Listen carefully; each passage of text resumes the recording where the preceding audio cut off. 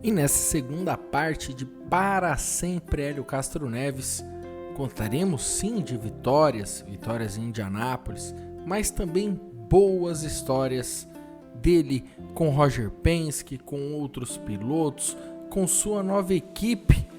Fique ligado, acompanhe essa segunda parte dessa realização da Fórmula Indy e Live Sports.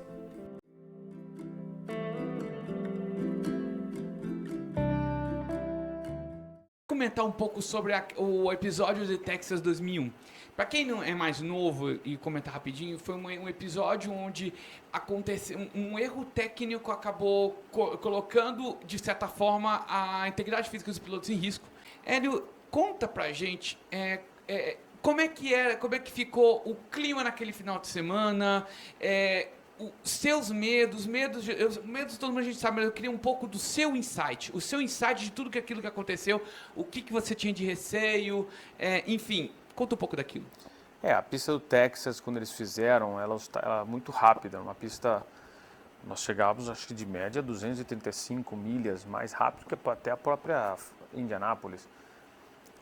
E eu lembro que a gente começou a andar com uma inclinação muito alta, então você praticamente estava pé embaixo. Eu lembro que a gente ia tirando asa e o carro não fazia nada. Não mexia. Você fala, cara, isso aqui tô com medo de uma hora escapar e isso daqui não tem controle. E foi justamente isso que aconteceu. O Gugelmin até perdeu o controle na curva 2, foi parar na curva 3 e quase na 4. Quer dizer, ele foi batendo, porque a velocidade era muito grande. Graças a Deus não aconteceu nada. Mas, eu lembro que naquela noite eu estava tomando muita água. Nossa, parece que eu fiz até uma corrida. Eu estava até... lembro como se fosse hoje. O pessoal começou a reunir, dizendo que estava todo mundo ficando tonto. Com o Gugelmin, ele não sabia o que tinha acontecido. Poderia ter tido uma espécie de um blackout, né, um mini blackout, porque a força G era tão alta que isso pode ter tirado o controle do piloto, enfim. E todo mundo, e aí reuniu e os médicos perguntaram, alguém está sentindo tomar muita água, muita sede? Eu falei, eu também senti isso daí. Não tinha conversado com ninguém. Eu não vou ser o único aqui para, né, falar que eu também tenho sintomas, mas eu vi que todo mundo estava aí, eu olhei até pro Gil, falei, Gil, e aí? O que a gente faz? Fica quieto. Não faz nada não, eu falava assim, fica quieto. Obviamente foi a decisão correta não ter tido aquela corrida, porque provavelmente hoje não íamos perder, se não uma vida ou algumas vidas, porque era muito rápido aquele circuito e não tinha condições de andar. E Hélio, a gente falando um pouquinho da história, você viveu a kart, viveu a IRL, viveu essa unificação, né? Como que eram aqueles momentos, aquele período, vamos dizer, do começo do século, né, que a Champ Car, a kart teve incerteza de continuar ou não, veio a IRL, como que era o ambiente daquela época, assim?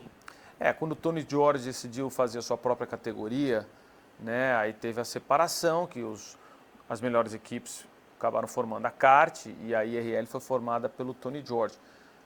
Óbvio que naquele momento todo mundo falava, é impossível, a gente não precisa da Indianápolis, mas é impossível, é uma história muito grande, é impossível não ter essa corrida. E justamente foi pelo Roger, a iniciativa do Roger, que ele falou, sabe o quê? Nós vamos direto para a Fórmula que ele queria voltar, ganhar de novo o Indianápolis, e foi exatamente isso que aconteceu. Então a gente fez uma prova, que foi em 2001, começou a testar um pouquinho da água ali, né? Então o que vai acontecer, molhar o pezinho para ver. Nós vencemos e voltamos também em 2002, vencemos novamente, e foi aí que a gente ficou na categoria, o que só prolongou a categoria, porque teve na corte, eles disputaram, né? Inclusive a IRL falou, eu compro a kart para eliminar a kart, só que aí alguns donos de equipes, ainda no finalzinho, querendo colocar certo empecilho, falaram, não, isso vai ser ruim, nós vamos perder mais empregos. O juiz, não entendendo, acabou ajudando essa fusão seguir adiante, que só veio depois, em 2008, que foi quando elas se juntaram novamente e finalmente viu que a kart não estava indo para lugar nenhum, todas as equipes estavam indo para a IRL, que começou a andar em circuito misto, de rua e tudo mais, e foi aí que acabou acontecendo. Então foi uma perda muito grande, porque isso atrasou, né, a disputa, atrasou fabricantes, possíveis fabricantes de entrar. Quem ganhou isso foi a NASCAR, nesses 10 anos, entre 2000 e 2010, eles ganharam esse espaço porque estava muito confuso. Quem que eu vou torcer? Pro Hélio? Mas o Hélio está onde? Mas e o Tony? Mas e o fulano de tal? Enfim, ninguém sabia. Então a NASCAR ganhou uma popularidade muito grande, as fabricantes entraram na NASCAR, em vez de tentar ficar na Indy. Foi logo depois que em 2008 se juntaram e a coisa foi voltando novamente. E hoje o dono da categoria é o Roger Penske, e te digo mais, só vai ter a crescer. A Fórmula Indy vai continuar subindo cada vez mais alto. Falando em unificação das categorias, uma das consequências que dessa unificação foi o que eu vou perguntar agora. A gente tem visto na Fórmula 1 que, às vezes, as decisões não são as melhores decisões, eles são muito polêmicas, às vezes, decisões de comissários de corrida. E a Indy, logo depois dessa unificação, teve uma situação que você sabe muito bem. Estou falando de Brian Barnhart, acho que a reação diz bastante coisa. Decisões muito polêmicas ao ponto de, eu lembro bem, dia de Monton, que você teve uma punição que eu concordo plenamente que eu não deveria ter sido, e você ficou tão louco que você queria esganar ele loucamente. Hélio, conta pra gente como era o ambiente com esse tipo de trabalho. Sabemos que ele não era bom, mas eu queria saber o ambiente, como que você sentia, como os pilotos sentiam relativo a tudo isso. A partir do momento que você começa a juntar categorias, tem regras, né? E o que aconteceu nesse sentido? Começaram a montar regras e todo mundo já sabia o que tinha que fazer em termos de bloquear, tinha situações de avisos, olha, se fizer isso novamente vai ter problema. Então, todo mundo já estava acostumado como era a situação em termos de bloqueios, regras e tudo mais. E o que aconteceu? Quando você começa a ser inconstante, né, a inventar regras, você não pode mover o carro aqui, não pode mover o aqui, você começa a achar áreas que não são tão, não abrange tudo. Você vai aprendendo, todo mundo vai aprendendo. E uma dessas foi o que aconteceu em Edmonton. Eles falaram, o carro que não mudar a linha, que é muito pejorativo, fala que não mudar a linha, está autorizado essa é a situação de bloqueio, você não muda a sua linha. E foi exatamente isso que eu fiz, só que como eles estavam colocando, eu não podia mudar a linha da volta anterior, entendeu? Mas não estava escrito isso na regra. Então, é como você interpreta. E nesse tipo de situação, eu dei espaço, ele podia tentar do lado de dentro, podia tentar do lado de fora, como ele tentou, que foi meu companheiro de equipe, o Will Power. E com o Brian Barnhart, ele acabou me dando uma punição, que quem acabou vencendo foi o Scott Dixon, que talvez nunca... Essa foi uma das vitórias para ele, que ele caiu no colo dele, porque ele não liderou uma volta, só foi na base do tapetão mesmo. E eu fiquei muito bravo, porque não era justo, né, dessa maneira. Ou tinha outras maneiras de poder ter usufruído isso, e foi o que aconteceu. Então, isso queimou muito, porque não foi só essa. O Brian Barnhart teve muitas situações de erros, que foi por isso que acabou mudando. Então, teve um período da Fórmula Indy aí que as regras estavam um pouco confusas, mas hoje melhorou muito, ficou um pouco mais liberado, a pessoa já está entendendo mais ou menos, que você tem que, se você vai bloquear, é antes da pessoa, então não é na reação dela. E isso hoje também acontece na Fórmula 1, então a coisa ficou, todo mundo já está entendendo quais são os tipos de regras. Seria uma coisa menos subjetiva e mais na regra, propriamente dito, certo? Não quer também criar tanta regra assim, deixar a porta aberta para o cara passar. Né? E até, aliás, hoje nós temos o Push to Pass na Fórmula Indy, que aumenta, né, a potência do motor e aí sim cria disputa. Então hoje tem esse tipo de situação, e na Fórmula 1 também tem a ASA, que é o DRS, que ajuda também, que não tem nem como o cara bloquear. Então fica até um pouco artificial, para te falar a verdade, por isso que eu acho que na Fórmula Indy a disputa ainda é melhor, porque por mais que você tenha o Push to Pass, o cara também pode reagir com esse Push to Pass e bloquear, mas quem apertar primeiro é que pode tomar vantagem.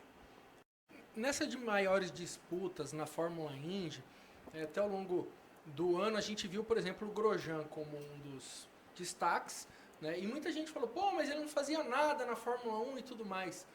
A resposta pode ser, na Fórmula Indy o equilíbrio é maior e aí ele pode mostrar o talento? Tá completamente aí, você falou tudo. Não só o Grosjean, mas você vê até o próprio Mark Ericsson, que ganhou corrida, ganhou 2 corridas, ficou mais tempo, né, obviamente. O Grosjean se adaptou muito mais, está numa equipe não tão grande. É isso que acontece, os carros são iguais, os pneus são iguais, os motores tem entre Honda e Chevrolet. Então o que acontece? Você, montando essa sua equipe, dependendo da sua habilidade, seu talento, não só na parte de mecânico, de equipe, mas também dos pilotos, você tem possibilidade até de ganhar. Então essa é a diferença muito grande. Hoje o interesse do europeu está muito maior, justamente por isso. O cara que andava em 10º, 15º, né, agora está disputando vitórias. Então você fala, pô, que eu vou ficar andando lá atrás se eu posso estar aqui, que é o que a gente faz. Nós não estamos correndo só para estar lá e aparecer.